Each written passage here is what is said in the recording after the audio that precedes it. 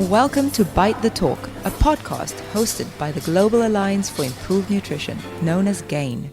Join us as we discuss all things food systems related: diets, nutrition, environment, health, you name it. Meet fascinating people working in the nutrition and food community. Tune in to Bite the Talk and let's explore together.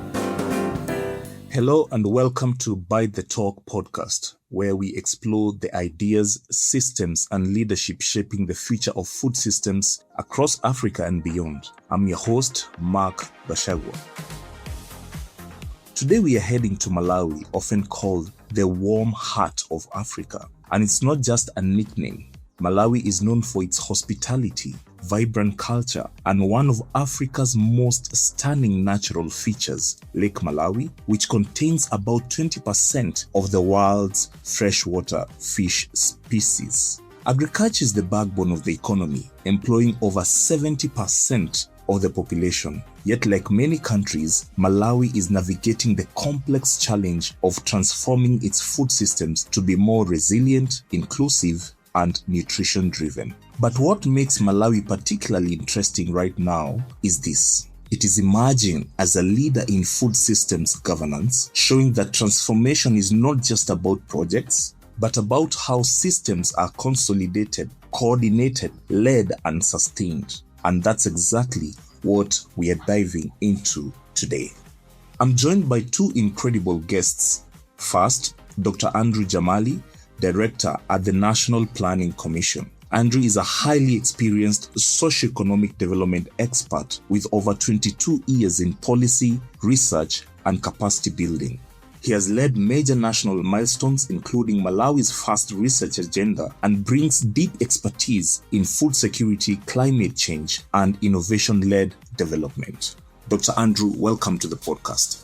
Thank you so much, Mark. I'm also joined by Vitowe Batch, team leader for the Step Up and TI Malawi projects at GIZ.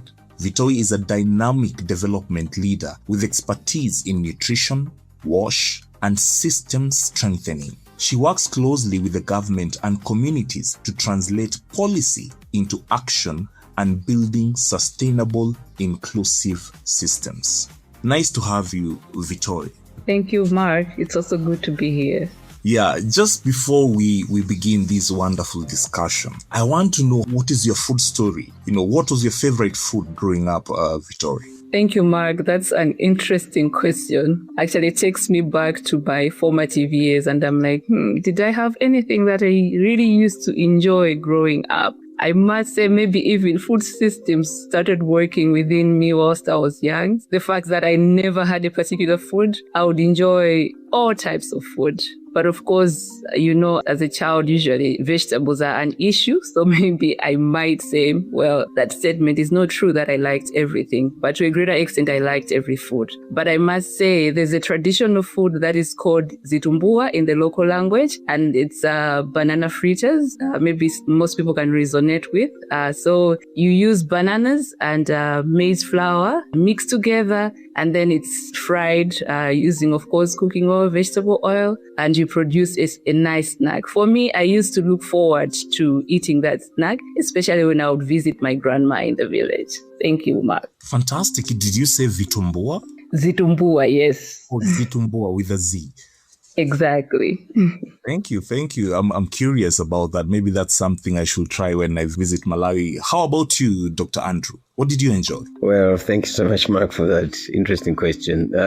Personally, I'm someone who likes vegetables. So growing up, for a main course of meal, I would go for fresh pumpkin leaves boiled in water and just adding raw tomatoes, a bit of pinch of salt, and having that with maize porridge, thick maize porridge. In my country, we call it nsima. Sometimes other people call it ugali in the far East Africa. So that was my main course. If I want to enjoy eating, that would be my main course. But I like fruits, and one of the fruits that I love is avocado pears. I also fall for bananas. So that's been my taste of food that I enjoy in Malawi here.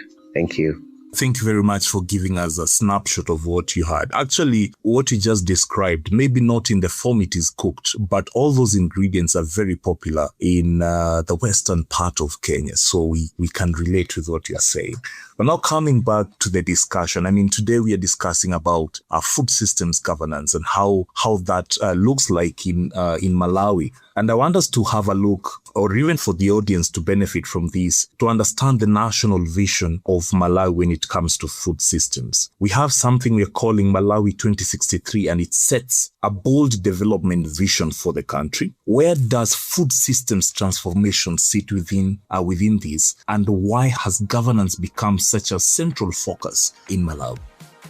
Well, I mean, Mark, that's a very good question. Malawi has set itself to become an inclusively wealthy and self-reliant nation by 2063. And that's the vision for the country. We were looking at people's lives being transformed, being self-reliant, and making sure that poverty is part of our story. And in that context, we have a vision that's looking at 3 pillars: agriculture, productivity, and commercialization. We're looking at industrialization, including mining, and then urbanization. All these 3 pillars are anchored by 5 enablers. The first one of which is mindset change, or mindset transformation, if you like. And then there's effective governance systems and institutions, enhanced public sector performance. We're talking about private sector dynamism, economic infrastructure, human capital development, and environmental sustainability. Now, your question is about how and where does food systems get located in the country's vision. I mean, if you look at the first pillar itself, it's talking about agriculture, productivity, and commercialization. Already, that's food. We are talking about producing food, and not only food,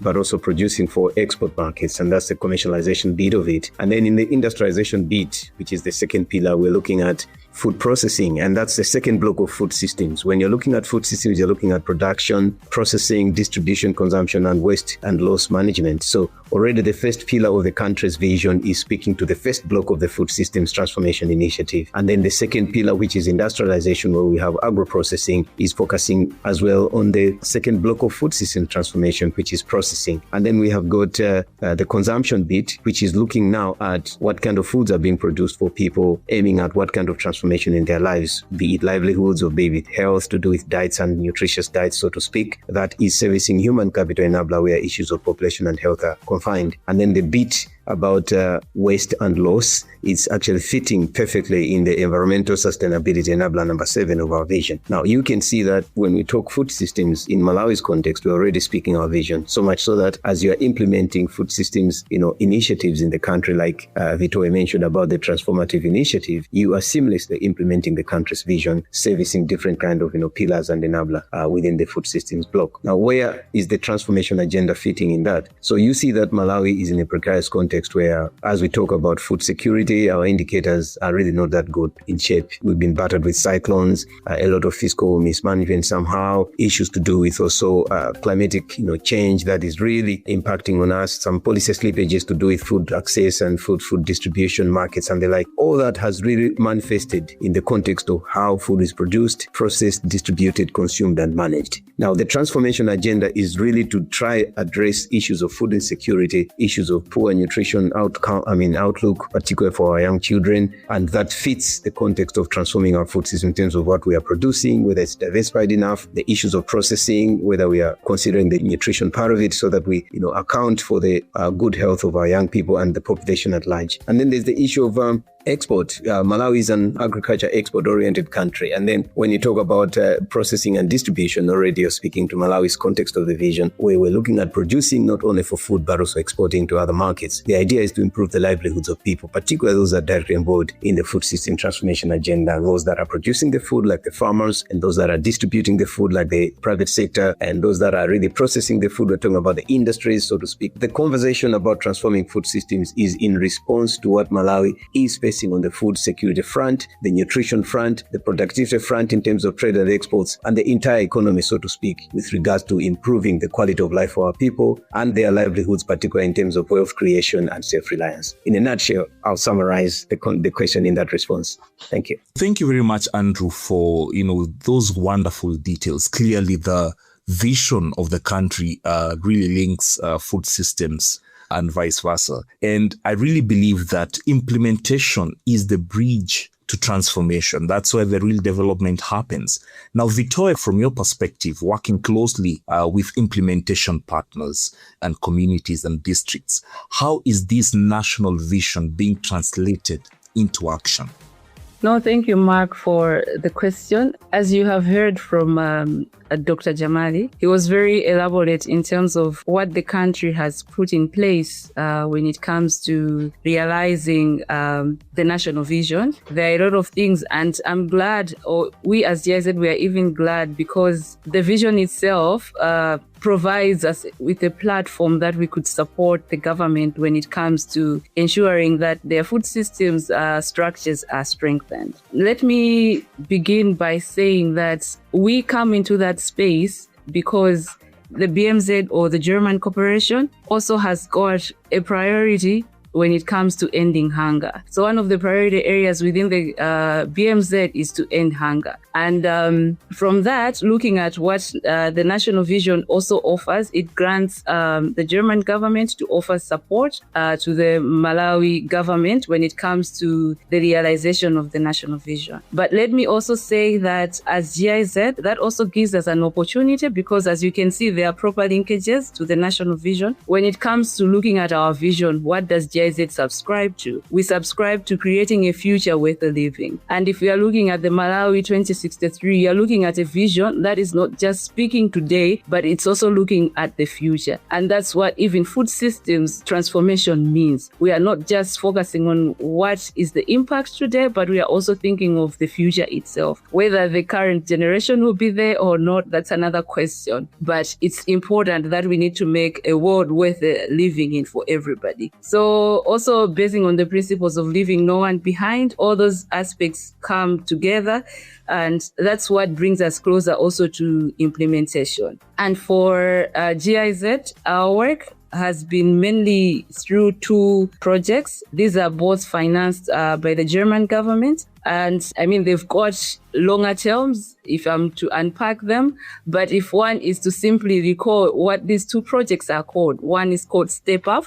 Very easy. Think about a step. So for us, we are saying we are moving beyond what is currently there in terms of the transformation. And we also have another project that is called the TI. And both projects are focusing on food systems. But when it comes to the actual implementation, the Step Up project mainly focuses on strengthening government structures in terms of strengthening their capacity to be able to respond or to transform their own food systems. As you may be aware, the National Planning Commission, they work so closely with Ministry of Agriculture, but they are both based at the national level, and their focus is mainly on development of policies. But we need to have instruments that now translate these policies into actions. So for GIZ, we are supporting the government in the translation of these policies into actions, localizing them within the different decentral levels that we have in the country. And at the moment, of course, Malawi has got 28 districts, and for our projects, we are working in 3 of these 28. But at the end of the day, it is also in our plans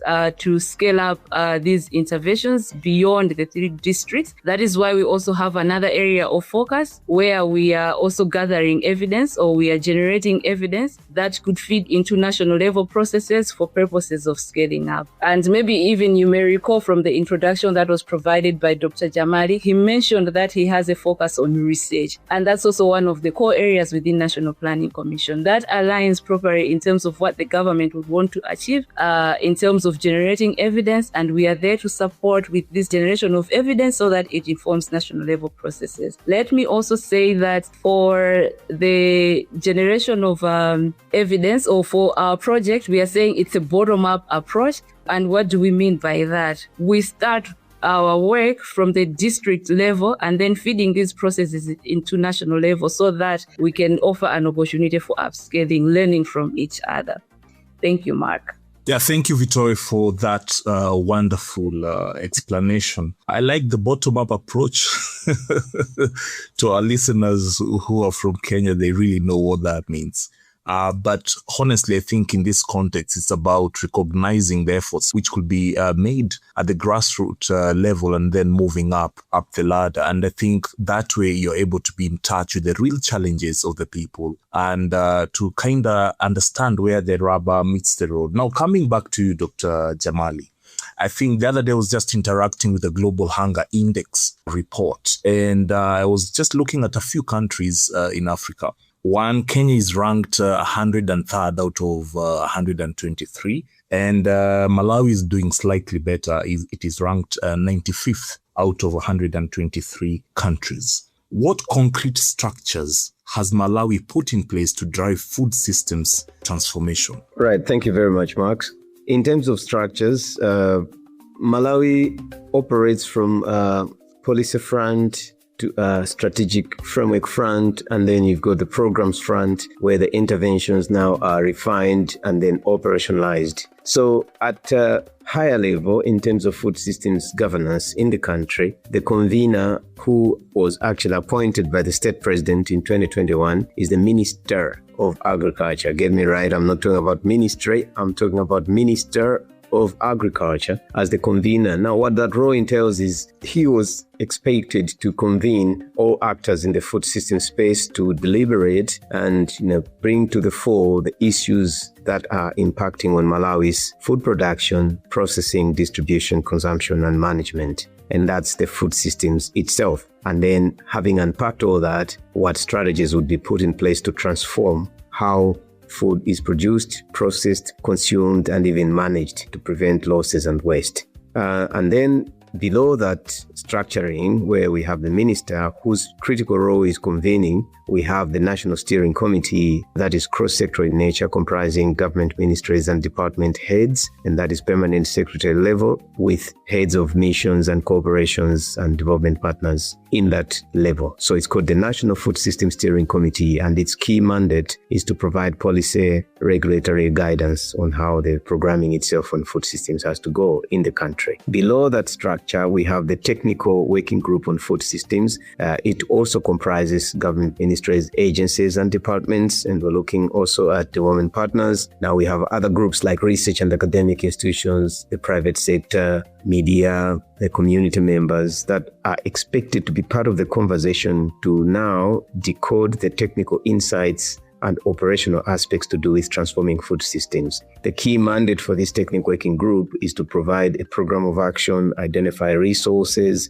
provide capacities across the actors in the food system space, but also help to provide a picture on how Malawi is moving in terms of transforming its food systems, and that's monitoring, evaluation, learning, and accountability. So below that technical committee, we have what we call sub-technical working groups, and their role to really look at the technical details associated with food systems policy, food systems research, food systems monitoring and evaluation, resource mobilization, as well as capacity building. So there are about 6 technical capacity or technical committees operationalizing the country's food system transformation agenda. All this structure is now at the central level, and we have made efforts to cascade this kind of structuring to the district level, and that's the local planning area level, where we're looking at districts coming up with much sectoral committees that is comprising all representative bodies that have to do with development planning at the district council. So you're talking about sectoral planners, you're also talking about non-government organizations doing their programs in the districts, like the colleagues like GIZ who are supporting some of the initiatives. There are also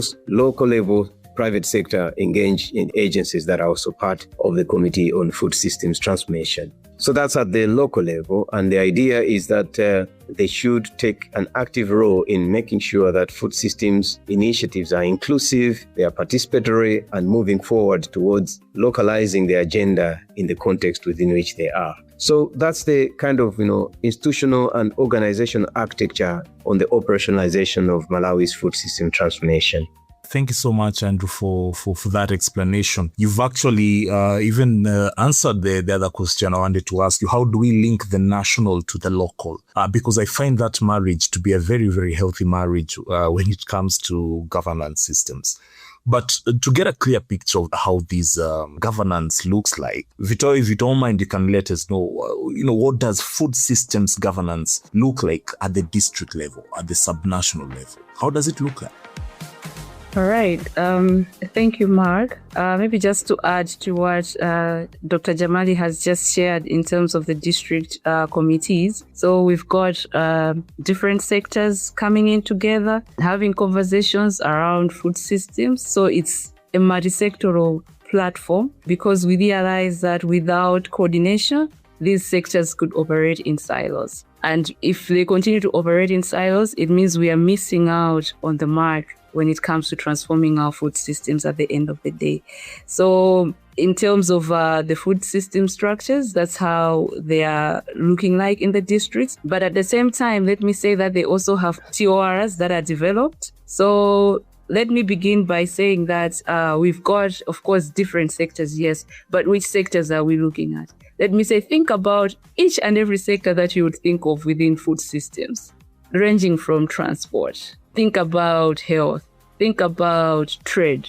Think about gender. What else am I missing? All those that you can think of that are relevant. They all come together, sit in one space, and deliberate on issues that are very critical for them when it comes to food systems. We appreciate the fact that they each have their own mandates, but it is good to see that besides their own mandates, they all converge at some point and have conversations that are critical for transforming their food systems. So it's actually interesting for us as GIZ to sit in those spaces as well, to be able to support the districts, steer their food systems in that direction of seeing some transformation around it. And for us at the end of the day, what we are trying to see is that we are building a system that aligns actors, priorities, and investments. Because yes, you could be operating in your own spaces because you've got different mandates, but it is also important at the end of the day that you come together, even just to look at the different resources that you are having in your sector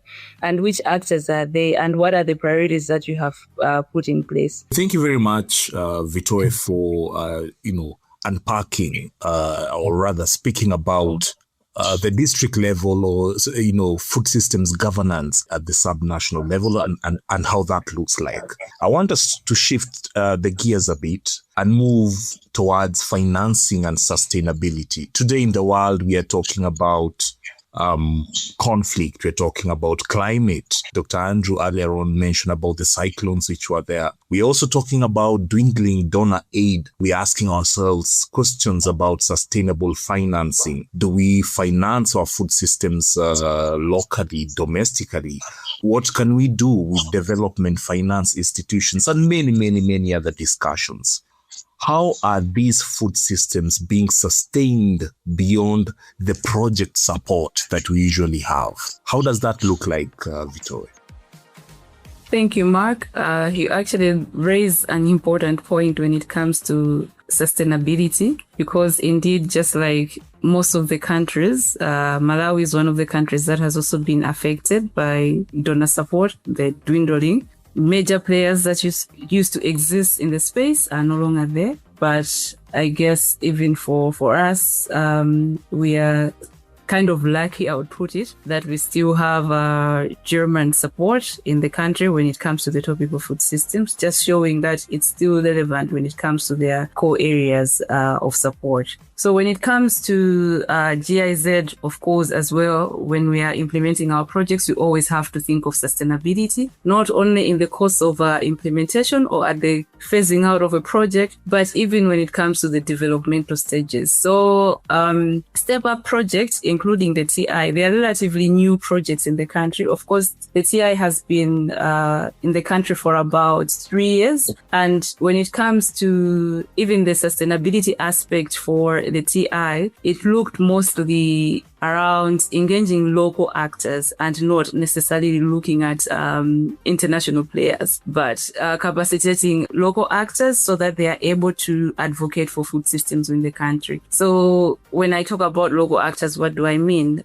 We've got a civil society for Nutrition Alliance, in short, CISONA, and we also have a research institute, which is very local, In code, it's called Mwapata. I can't say the name in full. I might lose some listeners, but it's very easy to recall the name Mwapata. And of course, we also have got the civil society that looks at agriculture. And for the TI, it really is working so closely with these local actors in terms of building their capacities so that they can do a lot of advocacy work. They can also engage in evidence generation. Same thing with the second project that I'm talking about, Step Up. Step Up has also focused mostly in what we call working with existing structures, more around institutionalization. So we are not here to create spaces that are outside within the government system, but we are working with structures that are already existing within the government setup. That way, it means we already have human resource that is already paid for by the government, the wage bill that is already there within the government. And then we are also in the district councils that are already in existence. That makes it easier for us to function. So we are leveraging on existing platforms or priorities within the government. At the same time, we think more of ownership in a sense that as much as we've got GIZ supporting these processes, we are not in the lead. Even the fact that we've got National Planning Commission here is an example that GIZ is not in the lead. He talked about all these technical working groups, subcommittees at both national and the decentral level. It's not GIZ that is developing agendas for these meetings. It is the government that is leading all these processes. We are just there supporting in terms of systems thinking, building their capacities along those areas, and of course using certain instruments, of course when it comes to financing, just to kickstart processes within the government system so that they can easily pick up. So in terms of sustainability, I must say that it's really thought through at the beginning, and it's taken throughout in the process. So there's nothing that we are doing on our own, but it's something that is being set by the government and we are just following their agenda. Thank you. Thank you, Vitowe. And it's nice to always see the government leading. Speaking about evidence and learning, Dr. Jamali, you are a researcher. I mean, you have a very good understanding about all these things. When you talk about evidence, when you talk about data, what role does research and evidence play in guiding Malawi's food systems transformation? Right. Thank you very much, Mark. First of all, we need to find out why do we want research to find its space in the food systems conversation and programming. So research gives us the basis for innovation. And why do we have to be innovative? The multiplicity and complexity of challenges confronting the transformation agenda of food systems requires innovation, requires systems thinking that is based on understanding the context and responsive to the contextual details. That requires research. And again, if we are to weave through the kind of challenges that are really flooding the food systems programming, whether you call it climate change, the issues to do with the effects of variation of climatic patterns, weather, temperature and rainfall, what kind of productivity engagements we need to put in place to make sure that we are swimming above the waters, that calls for innovation, that calls for research to unearth the insights, to unearth new ways of thinking and new ways of doing things that are anchored on what would prove to have worked on the ground. That's where now food systems research comes into place. One key important aspect that we need to put in the forefront is to provide kind of a direction for such kind of research. And that's where the research agenda is very key in terms of providing guidance on what kind of research, technologies and innovations would be required to solve what problems in the context of food systems. You just asked a question about financing, and sustainably so, for the projects or programs that are being supported by development partners in the context of food systems. For us to come up with innovative ways of localizing financing, strategizing on how financial resources could be generated, that requires research. That requires a lot more of systems approach to understanding the complexities associated with food systems programming. And then we talk about in the context of the changing geopolitical context in terms of financing, in terms of prioritization of programming in the development space, the kind of support that, countries in the global south, source out from countries in the global north. That calls for an adaptive and mitigative approach to how we are structuring our programs to do with food systems. What do I mean by adaptive? So you'd see that the kind of resourcing now that's actually encompassing development operationalization is shifting from grants, from aid to trade. So Malawi has to think about what it would trade for what resources to support what programs with other agencies of development, be it bilateral or multilateral agencies. That calls for research. It entails that we have to delve deeper into understanding what our financing landscape is like, what are the prioritization of the financing agencies in terms of their support, and how do we align the programming in terms of food systems to fit with the interests of such kind of organizations. That requires research. And then there's the issue of coming up with technologies that should support the way we do things, easing the business, and sometimes maybe fast-tracking the way we do things, particularly in terms of production. There is need for some technologies that have to be upscaled. That requires research. There is need for some research that should support in the development of equipment and supplies that should support processing of food, issues to do with maybe how we package food enough to make it nutritious and safe, how we preserve the quality and quantity of food in the context of adverse climatic challenges that are shaping the conditions that, within which food must be kept, preserved, and perhaps maybe utilized. We need research for all that. So research plays a very critical role, even in the context of what governance mechanisms would work for the context of Malawi, be it at a central level or at the local level. How best can we make sure that the structures are operational and functional enough to sustain food systems transformation on the ground? And again, what indicators would tell us that we're making progress with regards to their transformative agenda itself? It's not only about food security, it's not only about nutrition, it's also about the improvements of the livelihoods of people, because we're talking about inclusive wealth creation. Those that are involved in production, processing, distribution, managing the losses and waste, how do they get their returns through their participation in the food systems agenda or food systems programming? All that is research. So evidence that is generated from research will help us to shape our thinking, shape our priorities, guide us into localizing opportunities and harnessing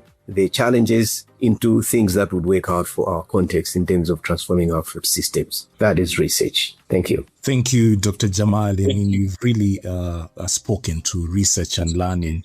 Vitowe, what lessons from Malawi's governance journey on food systems are most relevant for other countries? Because earlier on, we've talked about the action which is being taken at the local level, being linked to what is being done at the national level. Now we want to flip that and think about what is being done at the national level that our global partners, our other countries can actually borrow and implement. How does that look like, Vitowe? All right.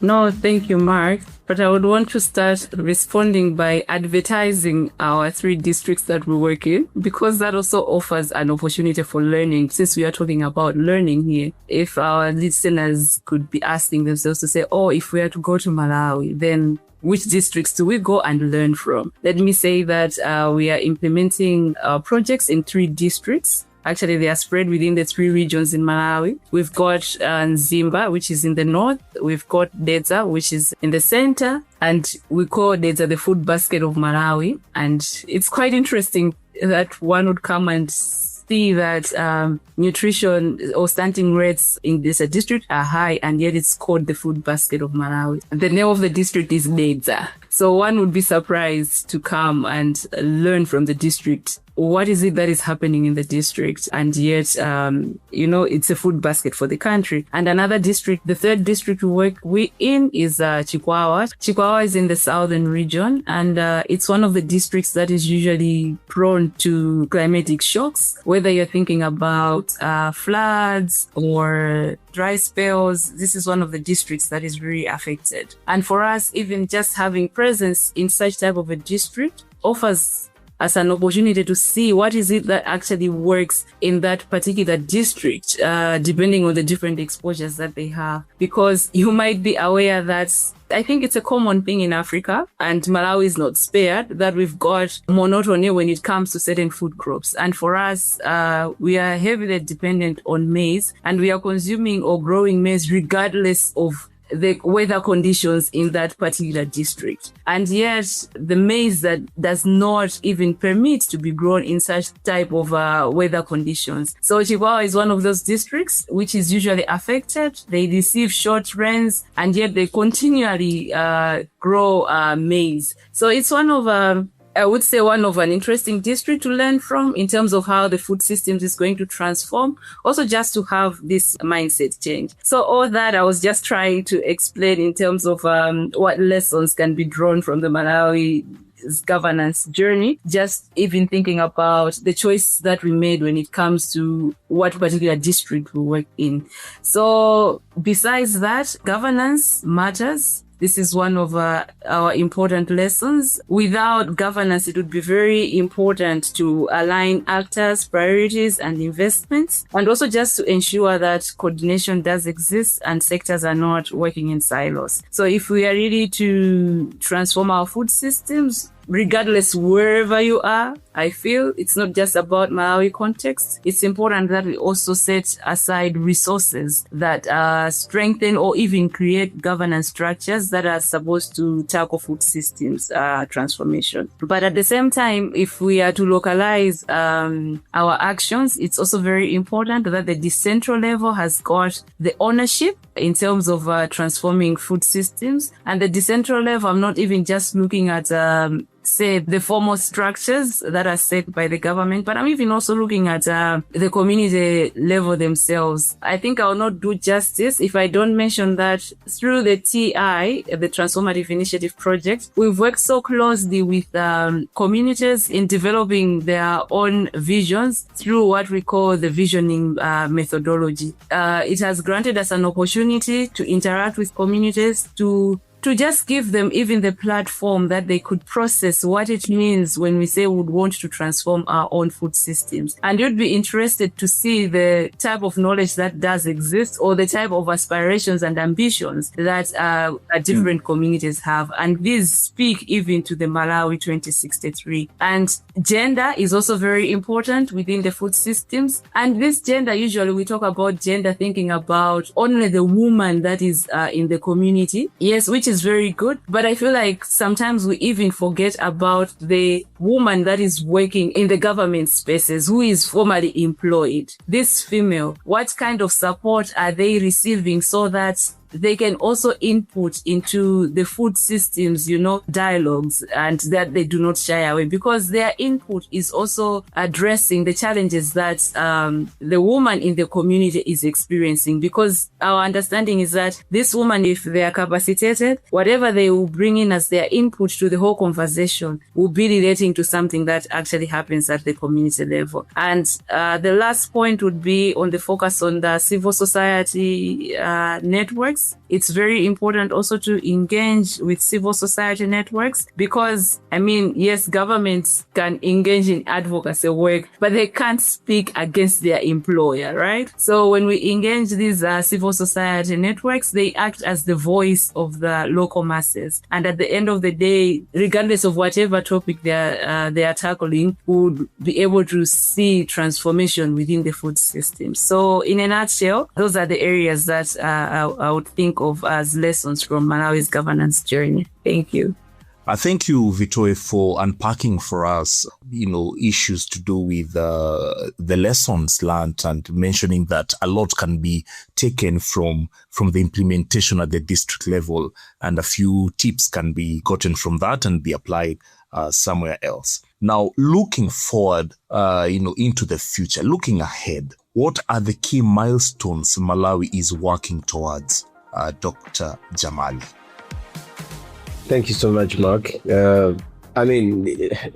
can't go far from, wishing that the objectives of our transformation on food systems are what the future that we're pursuing in that regard. If you look at the goals of Malawi's food system transformation, it's basically to make sure that we are self-food sufficient. As I spoke in my earlier conversation, that we are still food insecure. Like towards the end of last year, almost 25% of our population was actually food insecure. Now that speaks volumes about the functionality of our food systems. So looking to the future, we want a Malawi that is self-food sustaining, able to produce, able to manage our food resources, commensurate with the demand from the population. But also we're looking at a future where Malawi is able to weather through adverse climatic challenges and be able to sustain ourselves and to survive even though we've been battered. I mean, when you look at the past maybe 5 years, Malawi is having frequent bouts of cyclones that are battering it every rainy season. That has direct implications on our food production capacity. Now, the issue now is how do we weather through such kind of context? And our future is basically to challenge the climatic outcomes that are battering the country seasonally. And that entails maybe augmenting on our science and technology so that the crops that we are planting and maybe generating from the farms are able to withstand the adverse climatic conditions. But again, we look at the processing part of it, which should help in terms of preserving our food, even in times where our farm has not done well. We should have sufficient food reserves that can be preserved without suffering losses in terms of rotting food and stuff like that. Again, we're looking at a future where Malawi's productivity base is actually propelled by a transformative food system. What do I mean by that? So we're looking at food systems providing the motivation for improved road infrastructure, improved communication infrastructure for markets, improved perhaps maybe energy infrastructure for the country. Why? Because there is a justified reason that if we have sufficient energy infrastructure, we should be able to process our foods, even to export for other markets. If we have sufficient road networks, it means we are connecting markets within the country and across the region through which we could actually sell our outcomes from our food systems. So you can see the linkage between the sectors there. You're talking about agriculture as a sector, then linking up to the transport sector through the food, avenue or through the food orientation in that regard. So we're looking at a future where food is actually steering growth in the country's development agenda, whereby agro-processing is actually supported by a commercially oriented agriculture sector. And then finally, we're looking at a competitive human capacity developed in the country. What do I mean by that? If you look at our nutritional indicators, they're not that impressive, even falling below the regional averages in terms of stunting, underweight, wasting. And that really speaks volumes about the cognitive and technical capacities that our children exposed to such kind of conditions are likely to have. In a way, we are actually compromising on our own technical competencies in future. So how can we use food and food systems in this regard to deliver a country where we are building a competitive human capacity base, where our young people will be innovative, they'll be technologically apt, and be able to challenge any context that actually befalls the country, but also to compete with the global world in terms of technologies and innovations. That's the Malawi that we want. And then when we look at the industries, we're looking at Malawi pioneering homegrown kind of initiatives and innovations that are actually challenging the climatic feedback, the fiscal slippages that we're experiencing, even the dwindling donor financing. If we can have a private sector that is actually ticking and augmented in terms of its productivity and investments, Malawi should not be depending on donor financiers. They should depend on a functional private sector that is operating without the support of bilateral agencies, a private sector that is operating without the support of perhaps maybe development partners in the context. So that's the kind of future that Malawi is looking at. And that's a foresight that we are having as we are building our food systems in the confines of our national vision, vis-a-vis Malawi 2063, which is our vision, but also responding to the regional development frameworks like the comprehensive, program on agriculture development, the sustainable development goals. We should see ourselves moving in a direction where Malawi becomes inclusively wealthy, self-reliant, and sustainably able to weather through the challenges that we can actually confront. Thank you. Thank you, Dr. Jamali, for that explanation about the future outlook. You've mentioned Malawi being self-sufficient. You've talked about food reserves, and we've also mentioned that it is important to have transformative food systems. This is all nice. Vitowe, from your take, what do you think? What should we be on the lookout for? Let's say if Malawi gets governance right, what changes will citizens see by, let's say, 2063? Thank you, Mark. That's really an interesting question. And as I'm reflecting on that question, also with regards to the conversation that we've been having, I feel like we've really spoken about governance, like as if it has been an easy journey. Let me say that it comes with its own challenges or experiences, but those that still give you the drive to continue working in that space. And why do I say that? You usually find that partners are not willing to invest in the space of governance. Because governance usually, you're talking about building soft skills, yeah? If you're looking at capacities and those aspects, it's usually the soft skills. And one question is to say, what is it that we are going to see at the end of the day? And now I would like to connect that thought with the question that you have posed to say, what changes will citizens be able to see, say, by 2030? Because they've been some work around food systems governance. I think one of the major outcomes would have to be household nutrition, improvement in those areas. Why do I say that? If we've got all these sectors coming in together, joining efforts, aligning their priorities and putting together their resources towards food systems transformation, just that one aspect that I've talked about is just governance itself. And then that would translate to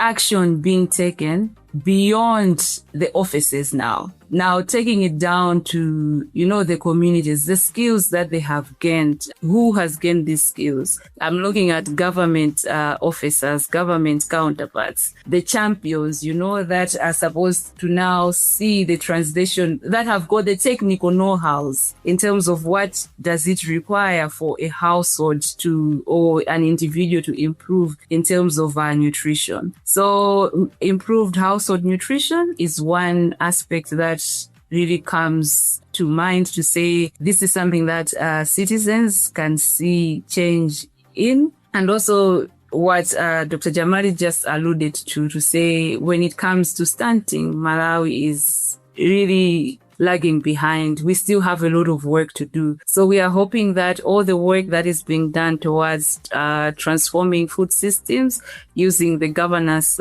space will be able to, also be shown within our indicators. And of course, one would say, but citizens are not looking at indicators necessarily. That's why we are saying nutrition household will also have to be seen at the end of the day. And of course, at the same time, we also have to see improved livelihoods in the communities. There's a lot that is, happening within Malawi, and livelihoods are hugely affected. But we are hoping that once the governance structures are, not once they're in motion, because they are in motion, but we give the structures time for functionality, then we will be able to see that at least livelihoods are improving within those spaces that government structures do exist. Yeah, thank you, Vitowe. That's really nice. You've talked about improvement in household nutrition and improvement in livelihoods, and that's really nice. Since you still have the mic, what will be a parting shot when we talk about transforming food systems using a governance approach? All right. Thank you, Mark. We've talked a lot. Using a lot of jargons, food systems transformation, talking about stunting, livelihoods, resilience, research, evidence generation. But my parting shot would be, if there's one thing that I would want listeners to also pick from the whole conversation, is that it's important to work in the space of governance. Governance is very critical. We cannot talk about food systems transformation if we do not have structures that can coordinate food systems. So we'll continue to operate in silos if we don't set aside resources targeting improvements or strengthening food systems structures. So my plea or my message out there is, let's set aside resources that have a focus in this area of strengthening governance when it comes to food systems. And it's high time that we really walk the talk. When we say we are not working in silos, we are talking about multi-sectoral coordination. What does it really mean? So it is very important that each and every country, I would say. And this does not even just speak about Africa, but it goes beyond, also depending on the different needs, depending on the particular continent or countries. So let's really do some work on food systems governance strengthening, and let's put effort around it that is going to realize some impact, especially when it comes to household nutrition or even just issues of food security, because this is human dignity. Thank you, Vitowe. I will quote you from now on, and your quote is, "We cannot talk about food systems transformation if we don't have structures to coordinate food systems transformation." What a wonderful quote or wisdom from Vitowe. Dr. Jamali, how about you? What is your parting shot? Well, I mean, not far off from what Vitowe is saying, but I think we need to be looking at the human face of all that we're doing. We can have appropriate governance structures in place from the central to the local level, but I think the aspect of tracking down how this governance is connecting to implementation of interventions by all actors and how this is contributing to the overall transformative agenda in terms of, one, building the capacities of communities and people to produce food, sustainably use that food and manage it without losses and waste. And then the key indicators of a function of food systems are critically three. You're looking at improved food security and nutritional outcomes, and then the improvement of livelihoods, but also the country's capacity to produce and export. These are very key. And I think from my end, you cannot divorce food systems from development. Food systems is the development agenda itself, because without food, then we'll not be able to process. Without food, we'll not be able to come up with maybe interventions that address climatic whatever. Things must start from the capacitation of people on the basic needs of life. Man cannot talk about policies without looking at how that policy is providing life to him through food. The sustainability of all efforts to do with governing the food systems would be clearly tested by how much transformation is observed in the lives of people that we are serving and the improvement in our socioeconomic conditions as a country. Thank you, Dr. Jamali. Again, a lot of wisdom being dropped here. You cannot divorce food systems from the development agenda. Once again, thank you both. Thank you, Dr. Jamali, and thank you, Vitowe, for sharing your wonderful insights. And one thing is clear, what stands out from this conversation is that food systems transformation is not just about projects. It's not just about ideas and programs. It's about governance and how that shapes the course of food systems transformation. At the end of the day, we want to see, are our people well fed? Do they have something in their cupboard? Are their children crying of hunger, or are they happy going back to school with a stomach which is not empty? Another thing is that Malawi is showing us that when systems align across ministries, districts, and also among partners, real transformation becomes possible. Thank you, Andrew and Vitowe, for sharing your insights and leadership. And to our listeners, thank you for tuning in. Until next time, keep biting the talk. Thanks for listening. Stay safe and eat healthy.